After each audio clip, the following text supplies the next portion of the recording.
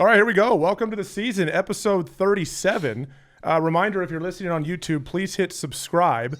Or if you're listening on Apple, Spotify, as we always say, hit 5 stars. This is our second show of the offseason. Our first show of the offseason, we did some free agency stuff. Eagles, general free agency. And here we are again, as promised, this time with a special guest. Are you excited? Beyond the fact that Arizona's headed to the Elite Eight, are you excited? I'm super excited because it's been so long since I've been, and we're not really in a meeting room right now, but we sort of are in a virtual one. But his installations and just him as a man and a coach is just second to none. So I'm thoroughly excited to have this conversation. We ventured to make this work, and we've got a legend here today. Honestly, if you're an Eagles fan, this man might be responsible for about 50% of your happiness over the last decade. Like, it's that real, right? While everyone else is arguing about quarterbacks and wide receivers, this guy just quietly builds monsters up front. He's a factory for elite offensive linemen. In fact, there's a name for it. Stoutland University became a thing over the years where guys become stronger, nastier, and just way better at football. If you've watched the Eagles pound teams into submission, this is the guy behind it. He's the coach that helped develop guys like Jason Kelsey, Delane Johnson, Jordan Mailata, just a few all-pro, like Hall of Fame type guys. 13 seasons in Philly. That's insanely long for a position coach or a coordinator or a head coach for that matter. He's the one constant over 13 years of success in Philadelphia. And here he is. The season welcomes Jeff Stoutland to the show. Thanks for joining us. We appreciate you having me. It's great to have you here, man. Thank you very much for coming on. We appreciate it. How are you? I'm doing great. I don't know, maybe I missed it, but you talked about some of those players. Did you mention Jason Peters? That's another one. Jason Peters, Brandon Brooks. The list is too long, Stout. Yeah. There's a whole list of them. Isaac Sayamalo. Yep. There's a whole bunch of guys that are responsible for really all the success and everything that's happened up front. And I always use a phrase with the players. I've got lots of them, and they make fun of me a lot. But there's one it's no man as an island. You must draw your strength from others. And that room was filled with guys that really, assisted each other. It was a lot of fun. See, that's why he's great. We're trying to give him all the credit. And he's already doing it. He's putting it on his spot. I told you he would. He beat us to it. I told you he would. Like, that's Stout. That's why. But I will say this, Stout. I think just your attention to detail in those rooms, and we're going to get into it. Just like the blitz meetings, your installations, the conversations. They were discussions, and football is a intense sport. So like those meeting rooms when you do the installs, it was a discussion. You'd ask guys like, "Hey, what would you think?" And we'd go back and forth and. We didn't always all agree, but we always came to a conclusion by the time it was game time. Throughout the course of the week, we would always work through things and make things better. And we're going to get into your philosophies down the road in this episode. But it was a joy to be a player for you and to work alongside you. And sometimes it doesn't always go well with quarterback and O-line coach because O-line coach, y'all are a specific breed of like just y'all are such a key part of the game, the team, and it doesn't always clash well, but. My time in Philly, having you as an O-line coach, even in this part of my life, I've always been forever grateful. And thank you again for joining us just for this conversation. I think a lot of Philly fans, a lot of football fans will really enjoy what we're about to get into. And Stout, you're obviously tech savvy enough to be here today. We got to give a shout out to Maddie. Your son Jake is a content creator master on Instagram, but shout out to Maddie too for making this work. The tech savvy, it's great. It helped us out. Well, and his wife Allison was telling him where to look. Yeah, that's right. I mean, the whole family's in on this. So you're not even going to get the credit. He wanted to give you all this credit. I go, no, Maddie's going to be there helping. I didn't want to touch anything because every time I touch any kind of computer, it goes south. So I didn't touch anything. And we're here right now. We're here. All right. So, Coach, before we jump in, I know for you. It was as long as you coached, especially 13 years in Philly, it's been a unique offseason so far. This is different for you. So there's probably a lot you can't or don't even want to go into. And we're certainly not here to put you in a tough spot. So I'll lead with this. When you look at your time in Philly over 13 years and reflect back on all the success over the last 13 years, 3 Super Bowl appearances, 2 rings, what are you most proud of for what you built there? The relationships that I've built with not only the players, but the players most especially, but the people in the organization from top to bottom. And I mean, like everybody, people in the cafeteria, the training room, the video department, they're all really close friends of mine. And I appreciate relationship and friendship. And so that part I'll miss. But I'm excited. You know, I've always been a person that, like, if you're gonna do something, go all in. Go all in. Be excited. Be energetic, and not make believe, but really feel like. So there's a lot of creative ideas, things that I'm looking into, and I'm excited about this new chapter in my life. That, you know, 44 years is a long time to be in the business. In this business, it's a grinding business, requires a lot of time away from your family. And so I'm excited about doing like ordinary things, like going for a walk in the neighborhood with my wife, or going with my wife Allison, or going to play golf in September. I don't know what those. I have no idea what that's like in my whole life. So I'm really excited about this whole new thing, and some of the. And the other thing that I'm very excited about is I really want to help people. Like, there's a lot of people that are reaching out to me, like, hey, can you help me? I'm excited. I think I've been called to do that all my whole. And that's what I'm there to do, was the service to players. And now it's not only just the players, it's going to be some coaches. Already I've spoken with a lot of college guys, college O-line coaches, and maybe there's some players that later on that maybe need some help. But we'll talk about that later as we get into the podcast. And the Stoutland University is going to take on some different umbrellas here. So, and we might talk about that too. Well, I think I know Philly fans in general wonder if that help might still be in the city of brotherly love. So one of your guys, Lane Johnson, just recently was on a podcast with Ryan Fitzpatrick and Andrew Whitworth, and made the comment that he's obviously, devastated to lose you. And he said, but, I don't think he'll be far away. I think he'll be involved in some capacity. So naturally, everyone's wondering, like, what does that mean? Like, some capacity has been thrown out a bunch. Like, what does that mean? I have no idea. I haven't had a conversation with anybody about anything like that. So I don't know. But I certainly, Lane and I, we came in together in 2013. That was the Chip Kelly first year. I always think we felt like we would end up leaving together as well. I don't know. There was a kind of a silent, almost agreement, but that didn't happen, unfortunately. But sometimes I've done this for a very long time, as I said, and 30 years in college, 13 years in the NFL, and so a lot of players will ask me along the way, hey, coach, can we talk or whatever? And they have the thought of maybe not playing football, maybe in college any longer, or if a guy maybe is thinking about retiring in the National Football League.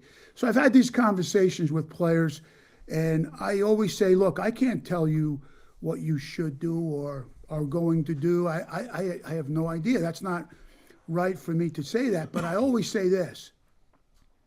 I think there's some point in your life where you kind of know.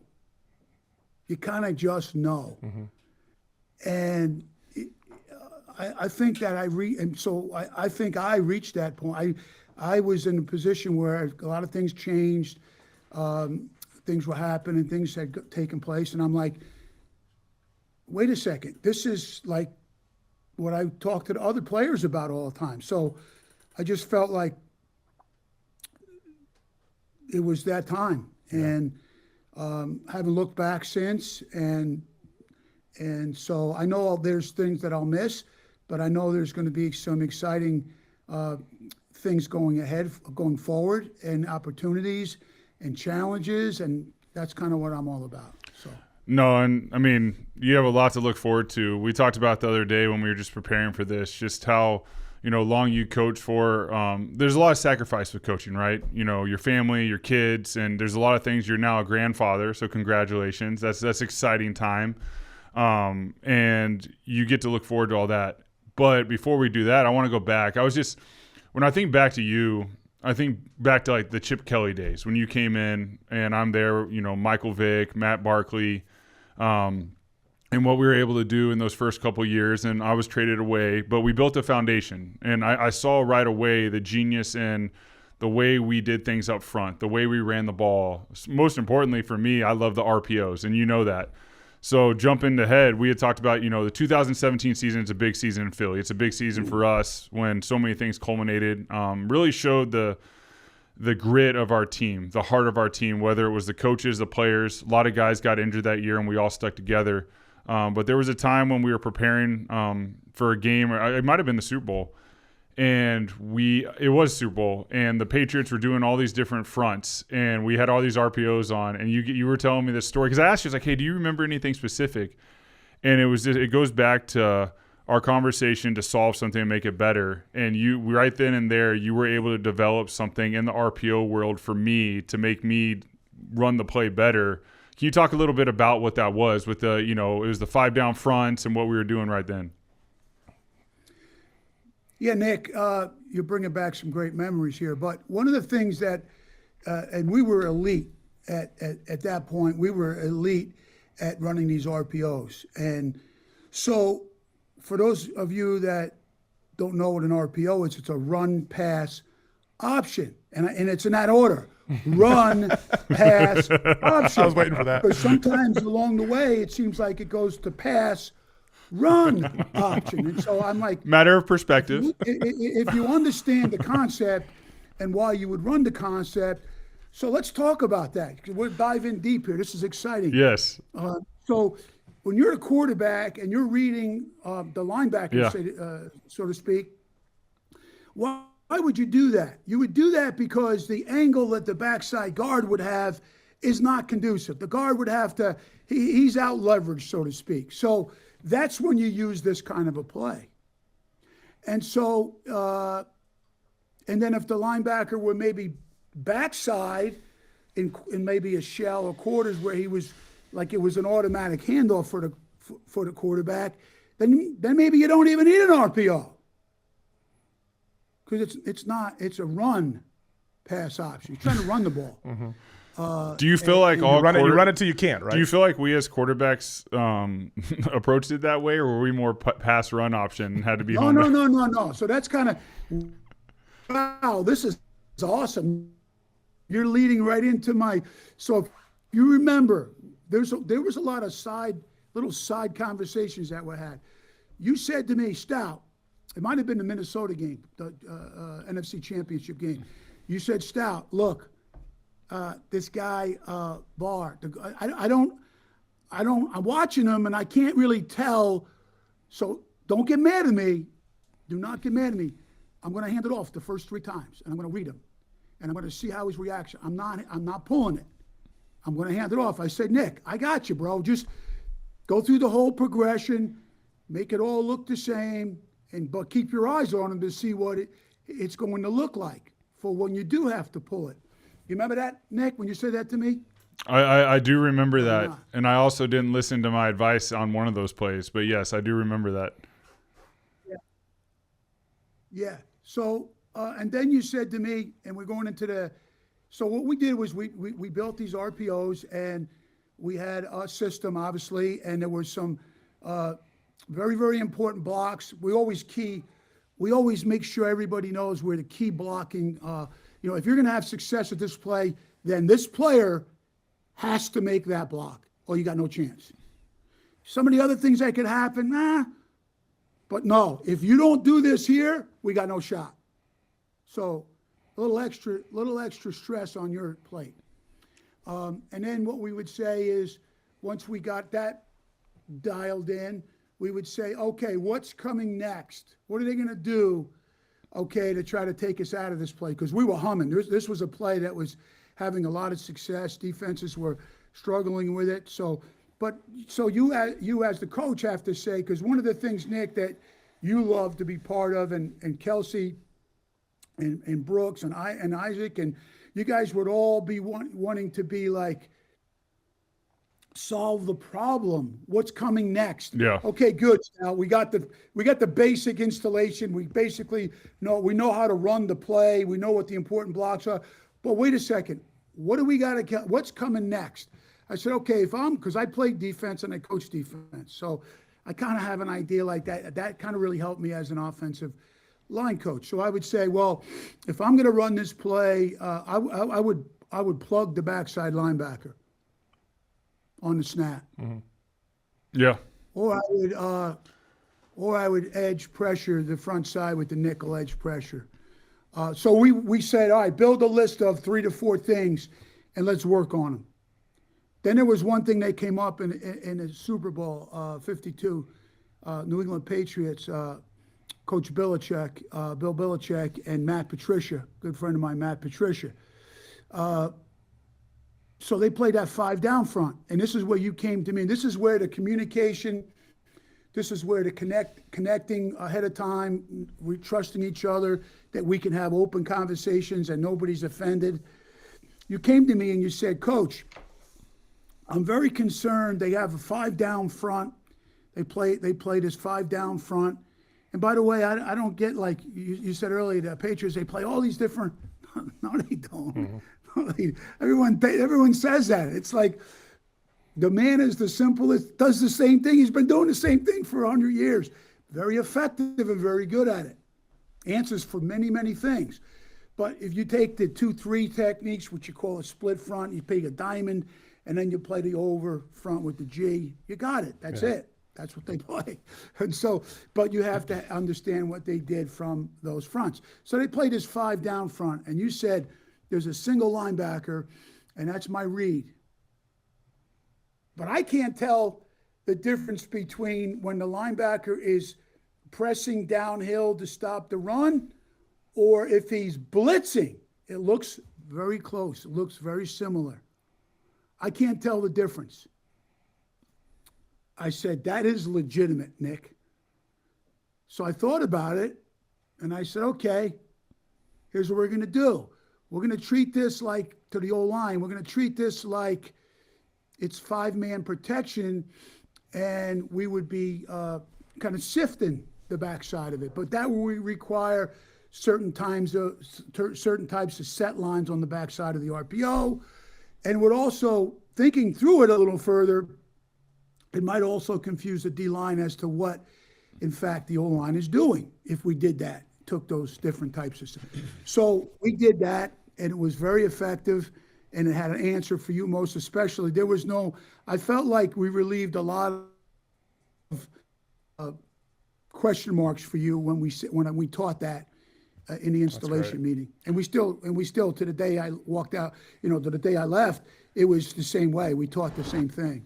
That's good answers. The play that gets the most attention, obviously, that Nick had feedback on, is the Philly special, right? We all just watched the 30 for 30 on ESPN, and we've had Doug Peterson on here to talk about it. Nick's talked about it. But Stout, one thing I personally have never heard you answer. You're on the sideline too, and when Nick walks over and says you want Philly, and Doug says, yeah, let's do it. What's going through your head in that moment, 4th down at the end of the half? Well, let me say this. I'll tell you why I lead to my. First of all, I heard the play call, and I'm like, what? I knew it. And then instantaneously, I was like, hell yeah! Oh, I love it. Hell yeah! There's no way they're going to be ready for this play. But go back a step, because I really believe this from the bottom of my heart. I believe this. It's the reason why I believe why Jordan Mailata, because all the work he put in. I believe where he's gotten to. I believe I believe this from the bottom of my heart. The development of any player it requires this. Okay, we ran that play, Nick, 5 weeks before. We kept running the play. We didn't call it, but we kept executing the play in practice. And when you're running, when you're in a game plan week, time goes by fast. You don't have a lot of time to prepare. I mean, you have time to prepare, but you don't have time to execute. You got too many plays, too many protections, but you have to have answers for what if this happens, what if that happens. So you might get one rep, maybe 2 reps during the course of the week at that one play. Yeah. Well, we ran that play for, I don't know, I'll just guess, 5 weeks. And it was terrible. It looked terrible at the beginning. I was like, don't call that play. Am I the Do only not one call that thought it looked great the whole time? No, I think so. Trey and I both thought it looked great the whole time. These guys all think No, it sucks. no, Everyone thinks it sucked. Well, joke's on y'all. It looked great. No, not my opinion. we're I didn't gamers, think- coach. I didn't think that play looked good until the week before the game, but like we have the 2 weeks ahead of time. Yeah. And I said to myself, I watched it, the timing of everything, the synchronization of everything, and I said, I'm good with that. Like if I feel really, and so it's that thing. I fear not the man that practices 10,000 kicks once, but I do fear the man who practices one kick 10,000 times. This is why people develop into great players, because think about all the great basketball. They talk about waking up at 4 o'clock in the morning, shooting like what do you think it is? They did it a million for. I mean, so anyway, we ran that play over and over and over and over, and I think by the end of it, it was synchronized and the timing was right. And Trey, I think is. I just felt like everything was synchronized, and if that play were to be called, I felt like the chances of it hitting would be pretty good.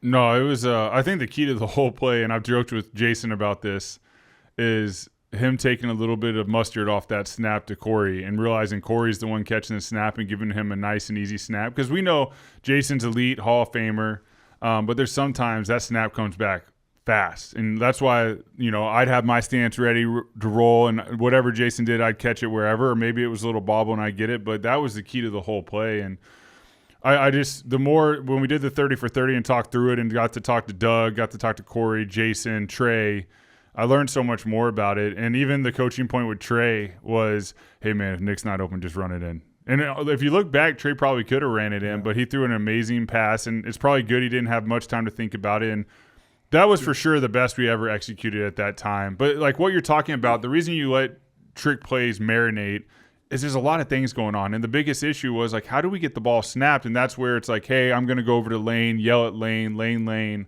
The second lane, hey, that tells Jason, snap the ball to Corey. Corey, hey, a light toss isn't always easy. So like you said, those reps, and a lot of them ended up being walkthrough reps, especially getting closer to the game, because we were playing against the Patriots, and we do know that they occasionally buy a couple extra cameras to put up places, and we wanted to be aware of that, so we did it in the hotel. But I think it goes back to, like you've always talked about, just the collaboration, the conversation, the ability for me to go over and have a conversation with Doug in a pivotal moment in our lives playing football, and for us to sit there calmly and just be like, yeah, let's do it. That's what was so cool about that year, and a lot of my years in Philly, was just the trust that the players had with the coaches and the coaches had with players. And it wasn't just given, it was earned through the work each day in and day out. And it all starts up front. And I know we're going to get into this, and we talked about the O-line. I knew in Philly, with you coaching the O-line and those guys in that room, it is such a special group. It always has been. And I've talked to those guys since, and even during. I told them when I stepped in the huddle, how confident I was because of who was up front. And there was a time before the Bears playoff game where we were in an offensive meeting and you grabbed me and you were like, Nick, the team needs to hear you speak right now. The offense needs to hear you speak. And that was you that grabbed me, and my relationship with Stout was like, all right, I'll do it. And I got up in front of the room and I talked about overcoming fear. Because every athlete playing football, it's a unique sport. You're overcoming fear, and it's not fear of like hit or different things. It's like execution and will I be enough for my teammate? And it's just something that your mind plays tricks on you before the game, because you have so many thoughts going through protections, will I do this well? And I just talked about how as I got closer to the game, the fear started subsiding. Go out pre-workout throwing this. And then ultimately when I stepped into the huddle before the game and got to look at those 10 guys in the huddle with me, looking at the O-line first, knowing they have my back, knowing they're prepared and they're going to protect me, looking at the skill players, knowing we're dialed in and everything, the fear evaporates. But it was you that pushed me towards having that, conversation with my teammates. And I had several guys come up to me, because guys don't want to talk about fear in this game. But I felt like it was important to talk about overcoming fear. And a lot of my fear, overcoming fear playing for the Eagles, was the O-line up front. I knew that they were going to protect. I knew they were going to give me time to throw. But at the same time, O-linemen don't get a lot of credit. The only thing that's ever pointed out for an O-lineman is usually when they make a mistake. Can you just talk about the importance of that room and how they're so pivotal to a team's success and what those guys really go through? I don't think the anxiety evaporates ever. But I do think that when you got up in front, that's why I asked you if you would do that. Whenever, offensive linemen, basically they hear it when they make a mistake. That's basically the only time that they get any kind of recognition or whatever when they fail at something or they make a mistake.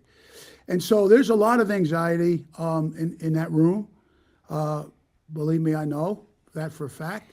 And I tell the players that and it's part of my installation. It's like part of teaching, angles on his own play or, pulling on a gap scheme play. Part of my dissertation is about anxiety and about here's how you can here's how you can minimize that feeling that is driving you crazy. If you exhaust the process during the course of the week, and what I mean by that is, like you talked about, Nick, you come to me with a question about the RPO, or we would build a run plan, or I would build a run plan, but it wasn't finalized until we went into the meeting with the O-line and we were presented, and then we would say, how do you want to do this combination block? What foot do you want to, and then we would talk through it with the guys. And so they had a big part in that building of the plan. Okay, I learned this years ago. A friend of mine who wrote a book, Mike Abershoff, It's Your Ship. It's all about this. And I was like, it's changed my life in coaching, believe me. So this became fun. It came fun in terms of building the plan, but it also vested the player. And while they're doing all this, building of the game plan, helping build the game plan, same thing in the protection on third down, all these exotic pressures. They're engulfed in all this all week long. Then we get into red zone, tight red zone. Before you know it, we're ready to play the game.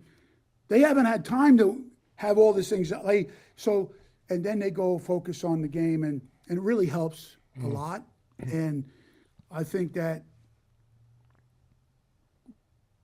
win, lose, or draw, if you go about your business like this, good things are going to happen to you. And really, we've conducted business like that for many years. Coach, I've heard you talk about that book before, and I looked it up. I have not read it, but now I want to. And I was able to learn that it's about, you mentioned Mike Abershoff and how he transformed the USS Benfold into the best in the fleet. It was a Navy ship, into the best of the fleet by implementing management techniques focused on empowering the crew, improving communication, and fostering a sense of ownership. So like when I think about Stoutland University, there's all this technical stuff. Hearing you talk about football is like PhD level stuff, like all this technical stuff going on inside the box.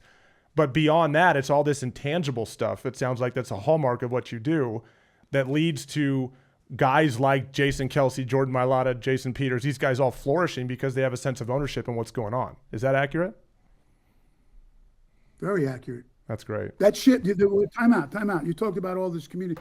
That the ship that he was provided, because they didn't have any ships, was like one in the Navy Yard, all beat up, rusted. They said, we don't have anything available, but if you want to take one of those, go ahead, have at it. And by the way, we have 4,000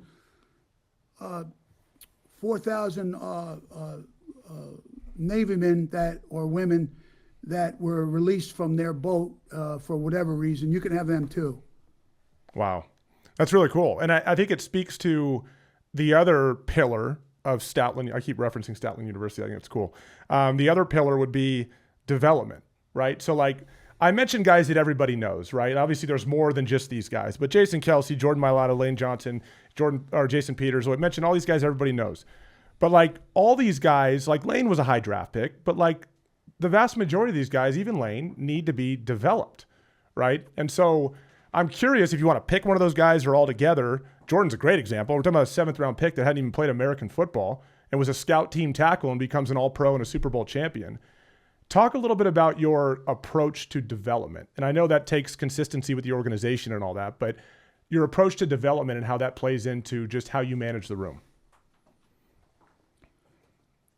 Well, I think this, when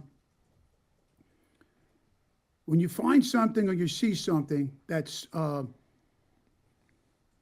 like wow, like when I worked Jordan Mailata out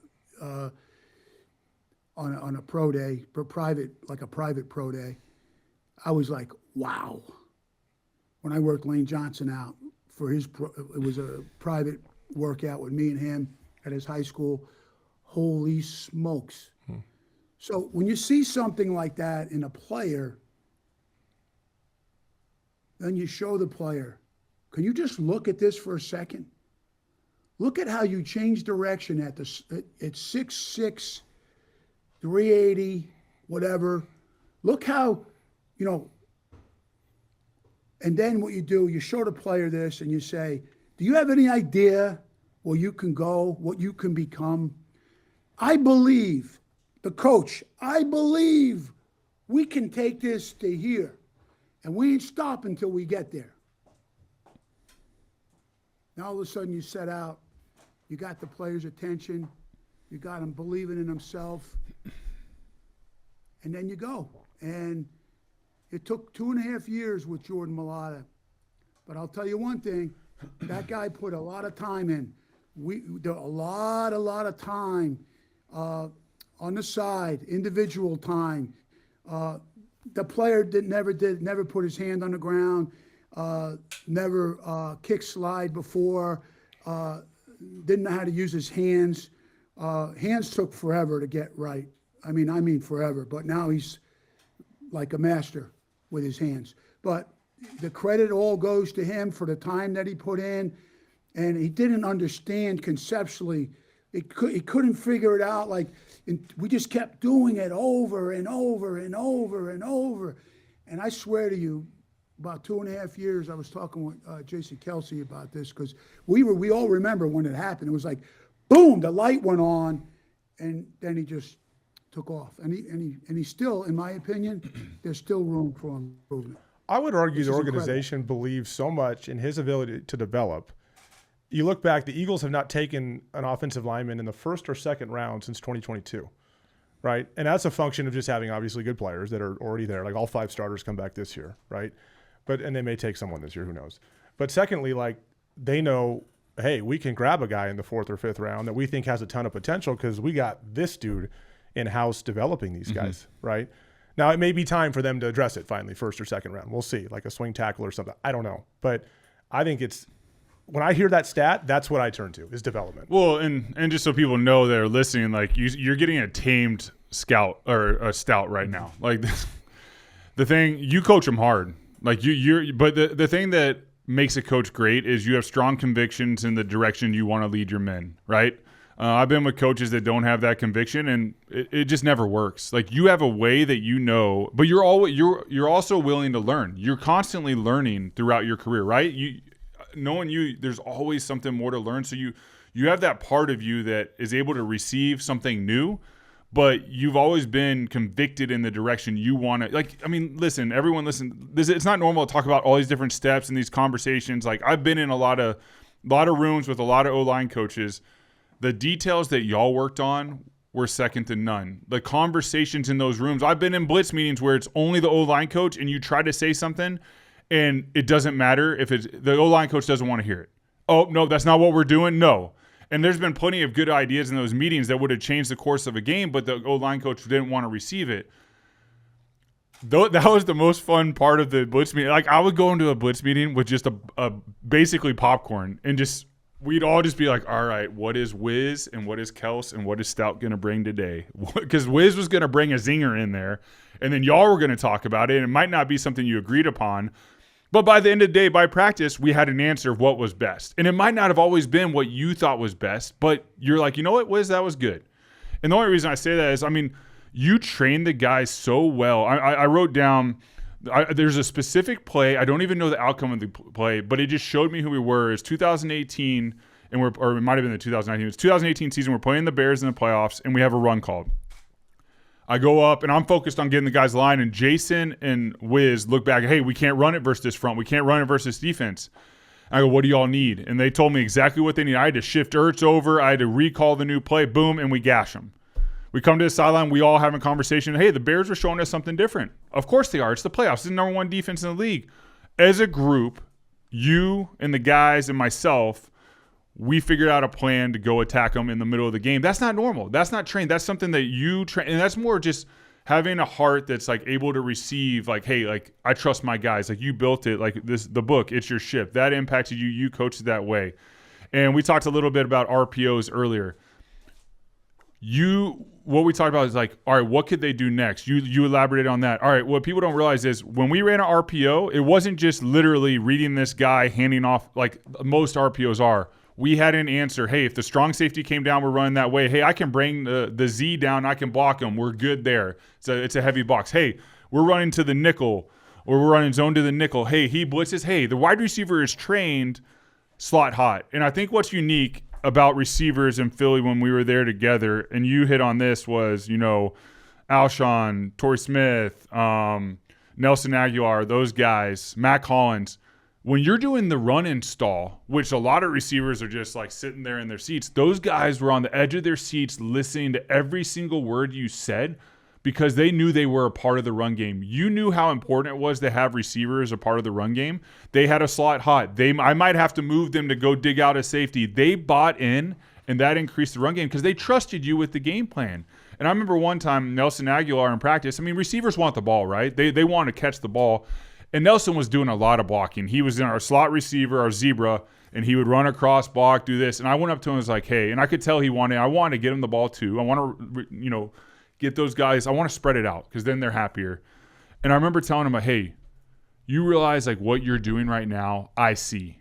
Everyone sees. You're a big reason this run game is going to work because you're willing to go in there and dig out the extra guy and help the O-line out, help our run game out.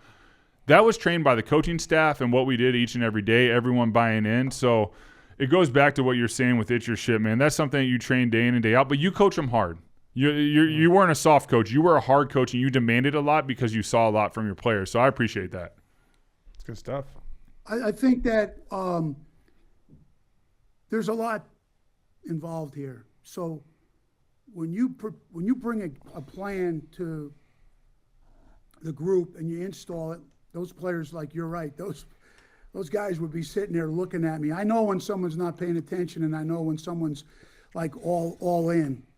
That receiver group was all in, man. Those guys were warriors. They were like listening to every little detail about angles and all these things. So when you bring a plan in to a group, they know if you put them in a good position or not. They know if the angles are good for those particular that block or this block, or they know if the idea of that play is any good or not.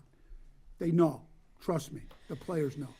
So if you do this to the point where they're like, hey, man, we're in good hands here. If we don't get this right, it's on us. We've been provided every opportunity from an angular standpoint and the style of front that they're playing. These should be good plays. Therefore, you get the attention to detail by the players now buy in. They're like in.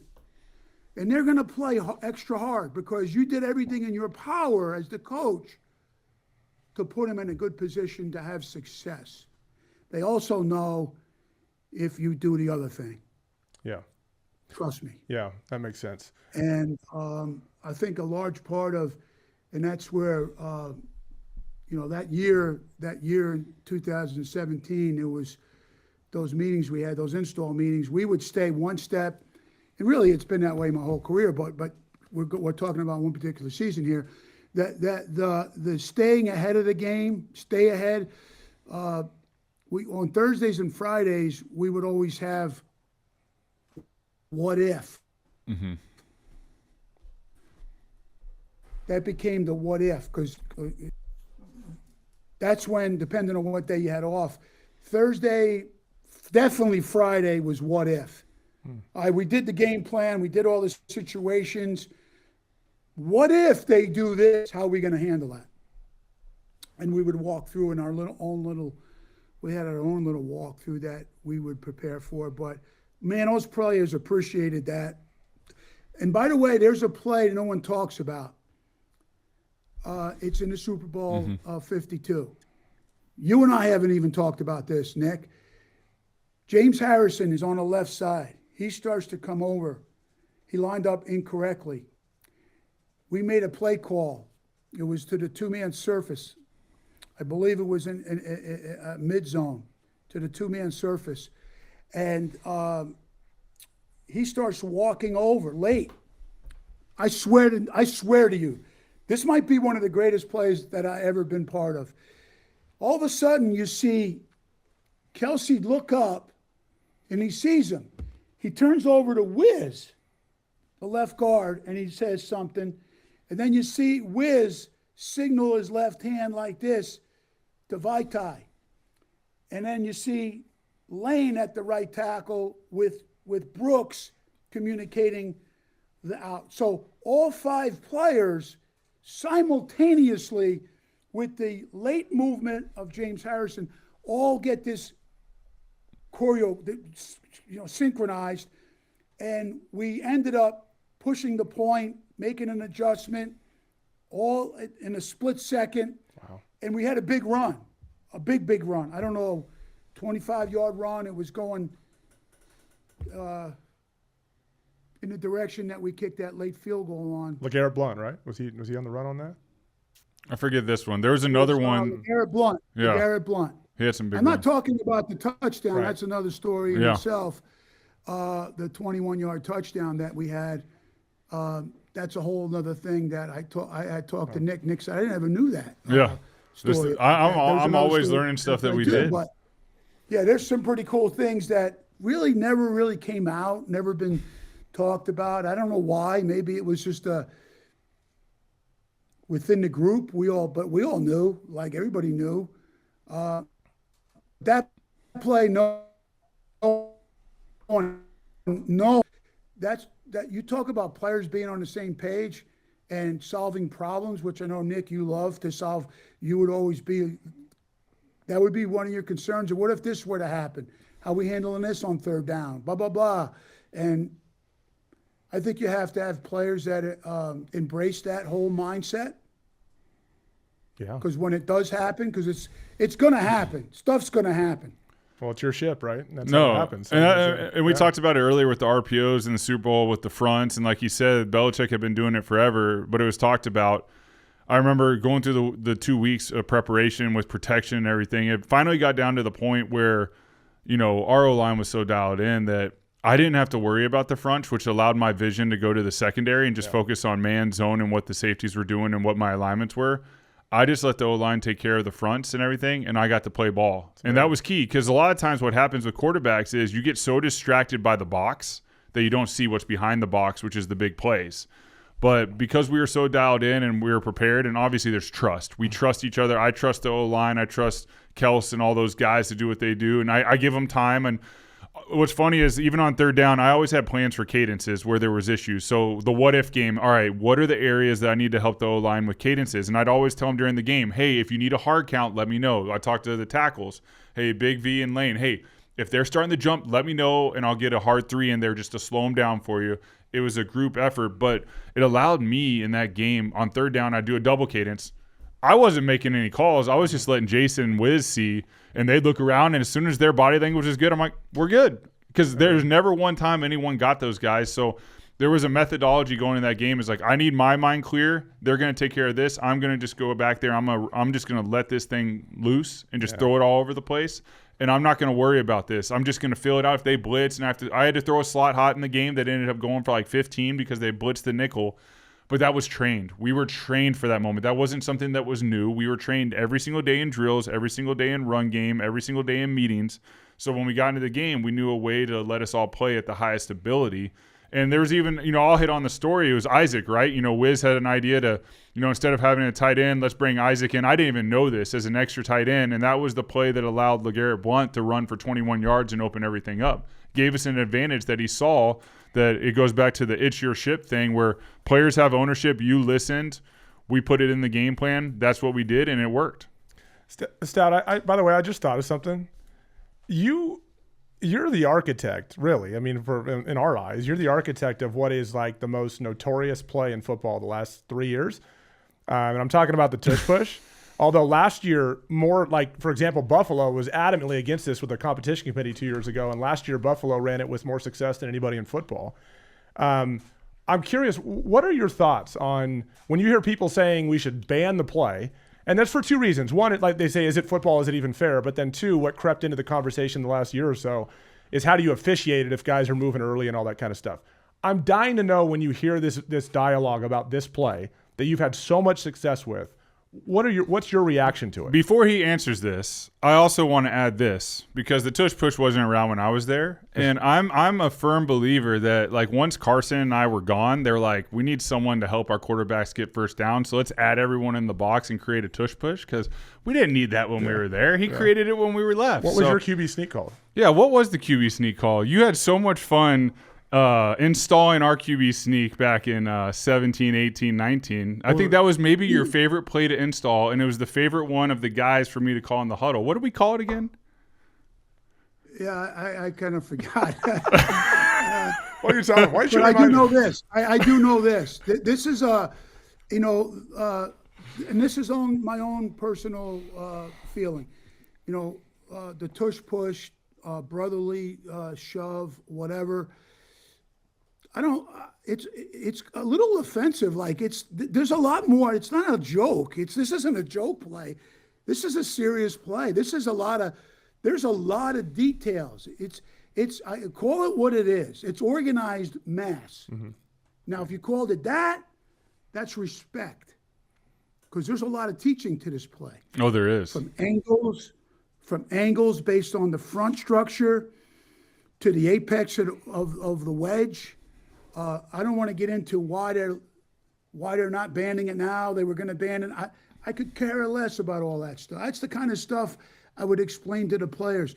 You get caught up in all these things, like that's what's a distraction for you being great. Like you don't need all these. You need to just focus on what it is you're doing and do it to the very best of your ability with limited distractions. You're going to have much better chance. So I could care less about all that stuff, but I do care about the teaching of it.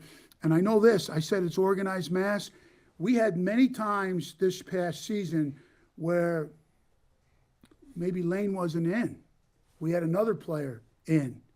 Well, that's a new player. Guess what, Evan? You can't run this play you can't practice this play in preseason camp full speed. Yeah. There's no full speed. There's no practicing this play full speed. This is an on-the-job training play. So the reps that you get when you run it in the game are your reps. Yeah. And you get better each and every time over a period of time where you synchronize it each and every time better. So when you got all the same people that are running the play together, you get better and better and better and better. And it becomes so much. The confidence level of everybody grows. And so when there's new players in the mix, they're not running the play. Like they're not getting the reps. So there's a lot of visionary, hey, you got to understand, you haven't run the play. You can't be off the snap late. You're going to be way late. You're going to be, and it's not going to be synchronized any longer. It's not going to be organized mass. There's going to be one person out of the organization of it, and the chances of not making that are probably pretty good. But when we did this play way back in the day, we didn't, without the pushers, I think we were 36 of 38. Wow. Success without the pushers. It was the guys up front, man. It's about knowing angles, and it's about leverage, and it's about, there's a lot more coaching to it. And now I can share this with people that are interested. This Stoutland University thing is going to take legs of its own. It's going to have like 7 different umbrellas. I love evaluating offensive linemen. It's one of my passions. People are interested in a draft board for offensive linemen. Maybe next year, not this year, but next year, I'll be doing some things with that. I mean, there's going to be a lot of things, a lot of exciting things I can be doing, and what I love to do. So that's awesome.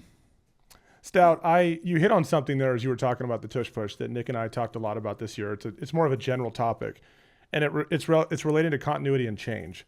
So when you're with an organization for 13 years, you inevitably see things evolve, schemes, philosophies, voices in charge. I mean, you were 3 head coaches, right? And from your perspective, I'm curious what the hardest part is about maintaining consistency when those things start to shift. I mean, you did it so dang well for 13 years, so there's no one better to ask than you. But are there any non-negotiables, like things that cannot change or things that need to stay in place? Like, you were the constant. So when it comes to change, like what did you draw from that if you were to like be the president of an NFL team moving forward on things that just cannot change from coach to coach? You're good, Evan. You're really good. You didn't get me in trouble. But here's the deal. So I've done this for a long time, and I'll be honest with you, I have made many, many, many mistakes along the way. But I've learned. I've learned from them, and I've made myself better each and every time. I've never been a better coach than I am right now at this point in my career because of all these things that have happened. And so whenever there's a new coach, I think there's been 7 new different coordinators or whatever that I've worked with. And maybe we get together and we're all in there together now. We're trying to put our things together. And I would say, look, here's how I believe the protection should be. And you know, this is the whatever. And here's why. I used to do it this way, the old way. The problem with the doing it that way is the tackle. Jason Peters was unbelievable. He would speak to me on the side, his little side like meetings, and he'd say, look, here's what I'm trying to do as fast as I can do it. So please don't bog me down. Don't give me 5 things to do so I can't get to that spot. Because if I can just get to my spot as quickly as possible without having to look here, look there, you're going to beat me. I got you, Jay.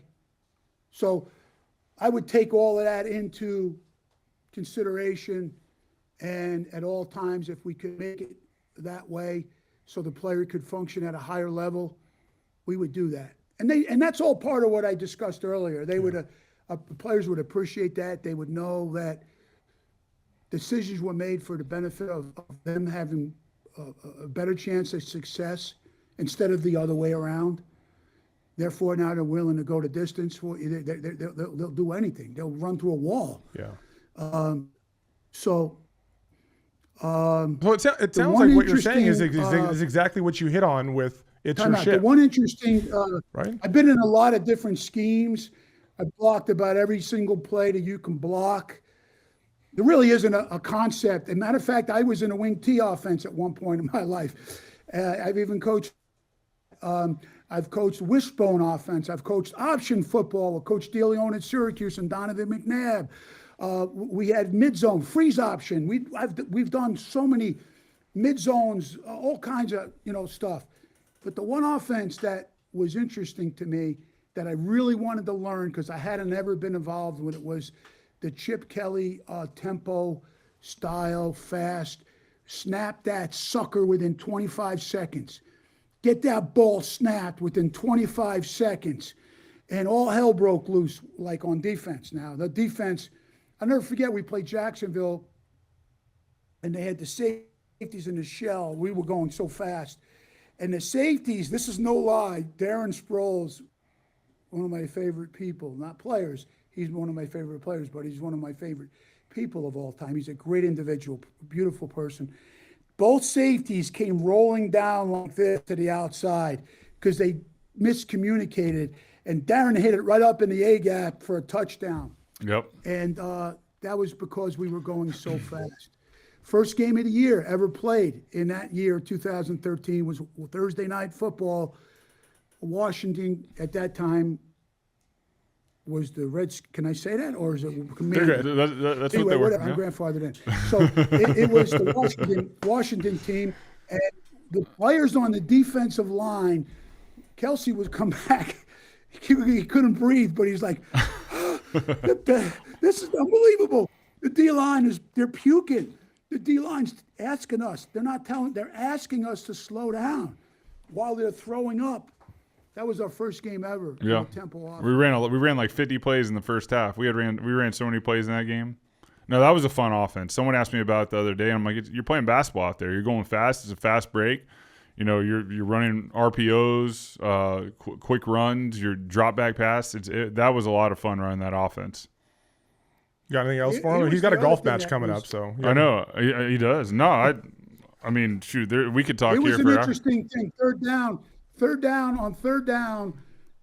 They have all these defensive guys. They have all these packages. Package for this, base package, nickel package, third down, dime package, quarter package. They have all these different personnel groupings. Well, why are you going to let them get in those? Why are you going to let them do that? Yeah. Mm-hmm. Mm-hmm. Let them dictate. So we would be like third down. We had all these different code words that we would go. Nick would yell out the code word, and we would go blazing to the line of scrimmage, and they never got a chance to get their people on or off the field. And we would have this semi 7-man protection with a late leak out by the tight end, and we didn't let them do all that stuff to us. It was pretty cool. Well, and I think another thing that I learned, because I learned every single year I played, I learned something, good, bad, whatever it may be. But that year, what I learned with Chip, because the year prior I was with Andy Reid and Morning Wig, and every time I played, it was first time because I came from the air raid system. Every time a play was called, they would like scratch the play off the call sheet, and then you run another play, and like they were gone. Like you weren't going to run that same play again. Well, with Chip, we would run the same runs and the same passes. If it was working, he was going to come back to it really quick. And then I would keep going through my progression, or the O-line would block it up, or it'd be an RPO, and I'd throw the hitch out there, or whatever it may be. So in 17, when I started playing with Doug, he had sort of that same philosophy where he would cross it off, whatever. And I told him, I was like, hey, you don't have to cross the plays off. Like, you can go back to the torpedo concept or whatever it may be. Like, those, like, stash wrap, whatever. Like, feel free to go back to those. I will find someone else. Because they're going to overplay it because they had seen it before. There's other options out there, especially with the pure progression reads. And then we know in the run game, hey, if it's working, like we're going to call it again. Like the O-line, like, hey, we love this play. Keep it going. They don't have an answer to it. That was a different form of thought, but that was something that I learned with the Chip Kelly system was you can run these plays again. You just got to execute at that high level and be ready to go through your progression. So there was something that was a lot of fun, and I learned a lot through that year. And it was our first time being together, which was awesome. Yeah, that was the uniqueness. You could do that. You could do that in an offense because you were going so fast that there wasn't a need for like a whole conglomeration of concept. You didn't really need that. Your element was the surprise of the tempo, and that's a different mindset. That's a different thought process. But the one thing you did do is you got really, really, really good at those plays because you ran them so many times. And not to mention, I was in great shape. I remember dropping down to like 241, feeling great. We ran so much in practice, and we were in better shape than everyone. And in most sports, and probably every sport, the team that's in better shape has in my opinion, a better chance to win the game. Like you got to be in great shape, right? Yeah, I think JP was like 325 or 320. He was about to convert back to tight end, man. He's like, hey, Stout, I can't be doing this. That's good. Well, Coach, I'll tell you this: like all Eagles fans and obviously former players know how much you mean to that organization. And I think, honestly, a lot of times, like most Sundays, the game was already won before the ball was even snapped because of all this prep we're talking about with you and all that you put into it. So we're just thankful to be able to tap into it today and have you on. We can't tell you how much we appreciate your time. I know you're busy. You got a golf match coming up today. Crush it. I know we got to let you go, but thank you so much for your time. We really, really appreciate it. You know what? I feel like we haven't even we touch on so many things, but a lot of great memories. You bring back a lot of stuff here, Nick and Evan. Great memories and stuff that we did together, and I appreciate you guys asking me. And I'm not a big, a lot when I was coaching. I wanted the stuff to be for the players, and I didn't want a lot of our stuff getting all over the place because I used to, when I was younger, I would share stuff, and then the next thing you know, I could tell you that story later too, but there's some crazy things happened to me when I was younger, and I said, you know what, like I learned, I'm never going to do that again. And so now now I'm kind of off on my own and have an opportunity to share with people, and it's kind of fun to be able to help people. So not kind of fun, it is fun. No, I can't wait to do more of it. No, you're the best, and it's always been a joy. And I'm going to plant a seed. And I mentioned this, like you said, we only hit the surface of so many different things we could talk about. But you know what? Your son, Jake, has an amazing YouTube, social media presence within the golf world. I think Evan and I will have to make our way to the East Coast and have a little fun golf outing with you and Jake, and maybe we get Jason or whoever out there, and we add to the conversation there, and we'll put it on Jake's channel. I think that'd be a lot of fun. I would that Jake could hook that up in 2 seconds with all the contacts, and he is so educated. He's so appreciative. He's so he takes this very serious. It's funny how you see your children grow, you watch them grow, and then you kind of see yourself, your wife, and you see yourself and your wife and your kids later on in life. You start to see that come out in the way he goes about. The way he goes about his world is very similar to the way I try to prepare the linemen, and it's pretty cool to watch. No, that's amazing. Well, we'll make it happen. We'll connect. And Maddie, thank you for all the technical advice and technical support. And Allison, thank you for allowing us to have your husband for a little time. And I hope the golf's great today, and just enjoy it. Enjoy it. And thank you so much for your time, Stout. Thank you, guys. Appreciate you all. Stout out. Stout out. As Stout always says on his text messages, Stout out. It's obviously a pleasure to have him on. Man, there's so much knowledge there. When you're in one place for that long, you can feel like those creative juices flow. You have autonomy. You can get creative and do things. And Nick, honestly, there's been a lot of action this Eagles offseason, right? Free agency wise, you see some defensive players departing that were sort of planned. Reed Blankenship, Nakobe Dean. And there's going to be some more acquisitions, right? There was acquisitions on the offensive side of the ball, Hollywood Brown being one of them, maybe offensive line. But and everyone knew this going in. Like, you got Jeff Stoutland, a legendary presence in the run game, who really is the architect of the run game. And you have a young offensive coordinator in Sean Mannion that comes in that wants his own guy, right? I mean, Stout's intimidating, right? Like, he's an institution there. Like, if you're going to come in, I don't blame Sean Mannion for being, that guy's amazing, but I need my own guy. So in comes Chris Cooper as the offensive line coach from Minnesota, and Ryan Mahaffey as the run game coordinator, tight ends coach. Will that combination, will it work? I don't know, but I can tell you this, it carries risk. And if you're Howie and you're Nick Sirianni and you stand by those changes, it carries risk, because I'll tell you, like, we get early into the season and this group isn't blocked. And I know they struggled at times last year. There were injuries, but that dude right there ain't the culprit. I'll tell you that. So, like, if they struggle to protect and run the ball early next year, I'm not saying they will, but if they do, we know where the finger is going to be pointed, because you got to let a guy like that walk out the door, right? It doesn't come without a significant amount of risk. But I will also say this about it. There's definitely a lot of risk, and I know in one of our last episodes I was pretty passionate about it. But after talking with Stout, preparing for this show, and then talking to him, you know what? Like, he's in such a different season of life where I think he's really excited about this new chapter where, Stoutland University is going to be a thing. Like, he's got so many players that are going to support that. He's going to be talking to so many different people, different coaches, helping them, look at different players, who can be good, who can be developed, how would you develop them. And then not to mention the players that are playing for the Philadelphia Eagles. Like, they're going to be reaching out to him about different things. He has set them up with an infrastructure in that O-line room to where when Sean goes in this year, he's not starting from ground zero. He's starting with a great group of guys that have been trained by the best. And now he's got to bring his guys in there. And they, the biggest thing is with that coaching staff is they have to do, it's your ship sort of thing like Stout. Like, they can't just go in there and change everything Stout built. They have to find a common ground to work together to blend something special. And if they do that, they're going to have a great year with the O-line, and they're going to have a lot of success, and everyone's going to look at Howie and be like, man, like, look at the decision, look what you did. That. Listen, a big part of that success will come from the infrastructure Stoutland has put there and placed there. And Stout wants them to have success. This is a different part of his life. He's now a grandfather. Maddie's there, doing what she's doing. Jake is starting his YouTube channel. Jake's a father. all these different things are going on in his life. He gets to go on these walks with Allison. He's coached for like 40-something years. Mm-hmm. He was telling me, 9-10 months of the year, 7 days a week, all day. And he's been such a great example for his children, but he wants to be around more. He wants to be around. And Allison's awesome as well.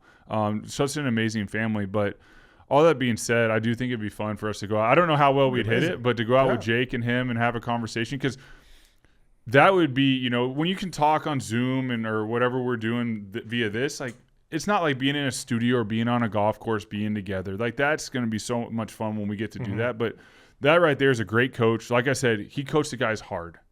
And I know with March Madness going on, there's coaches out there that are getting like media pub that are like, oh, they're just so like aggressive. Like the UConn coach, like what, Hurley? Hurley, yeah. Like, and he said statements like, I just think people aren't used to hard coaching anymore. Nick Cronin too, UCLA. But I think back to, and I'm sure you can as well, it takes those coaches and coaching hard is really just being honest. It's getting the most out of your player by being like, hey, this is where you can get better. A lot of people don't want to receive that.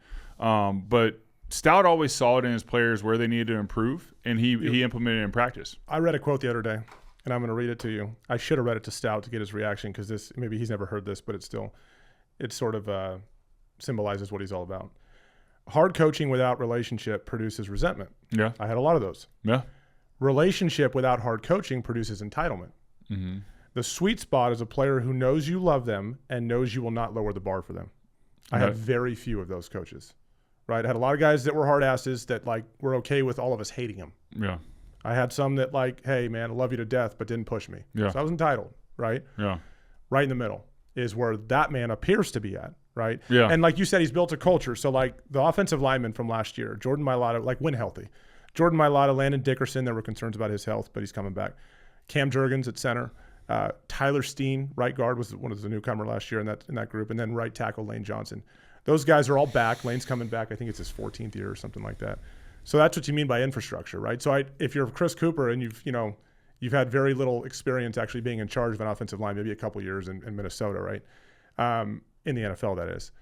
Coming in with those dudes in place, that's the infrastructure you're talking about. And those dudes have already been sort of indoctrinated into that culture of like empowerment, being smart, having ownership of what's going on. That's a head start. And Chris Cooper would be best served. And also by Ryan Mahaffey, right? Like getting tight ends because Dallas Goedert's coming back. I think one thing this group can do this year is get the tight ends more involved in the run game and blocking. I thought they got away from that a little bit last year, those guys being maulers in the run game, right? Mm-hmm. Like adding a body to do that. And I think they could be beneficial for them. But embracing what has been there and then building on it is the way to go. Good coaches do that, right? Good coaches don't come in and say, hey, no matter what was here last year, even if it was good or bad, we're going to tear it down and start over.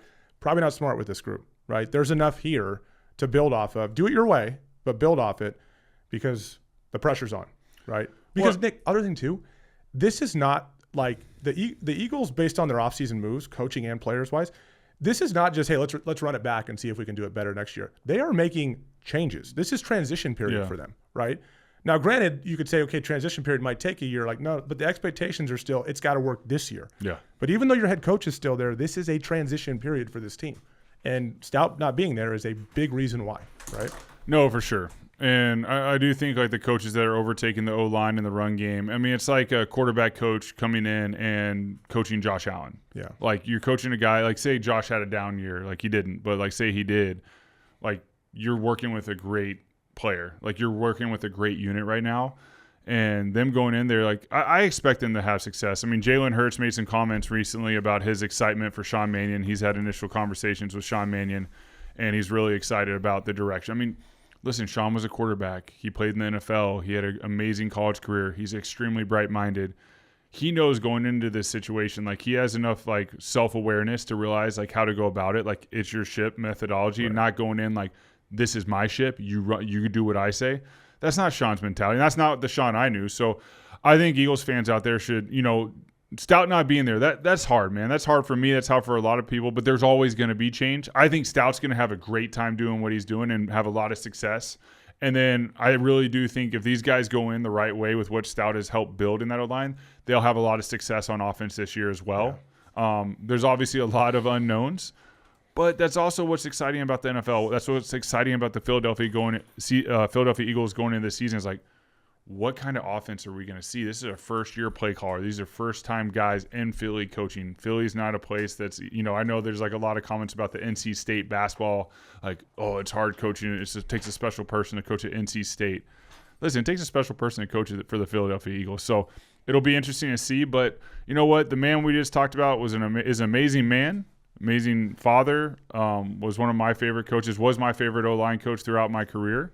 He set, a great stage in that O-line room and that run game for the Philadelphia Eagles. And my hope is that they carry that on and, what he built, they make even better. Tell you what, it'll be fun to watch. It will be. I mean, throughout the offseason, throughout the preseason, and especially going into the season, this is going to be a lot of fun to follow. So special thank you to Jeff Stoutland. That is a great opportunity for our show to have him on. He doesn't normally do this.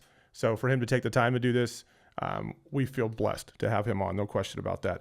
A reminder, if you're watching on YouTube, you got anything else? Yeah, and in the comments, if you get to this far in the episode, right, if you want us to go out to, the East Coast and play a little round of golf with Stout and Jake and do a little YouTube golf. We get to see, how that goes. I hate golf. Golf and I are in a bad spot right now. What was that text you sent the family last night? I went to our golf club yesterday and did not play golf and just hung out, and I left really happy. So maybe I just won't play golf anymore, and I'll just go hang out in the men's grill.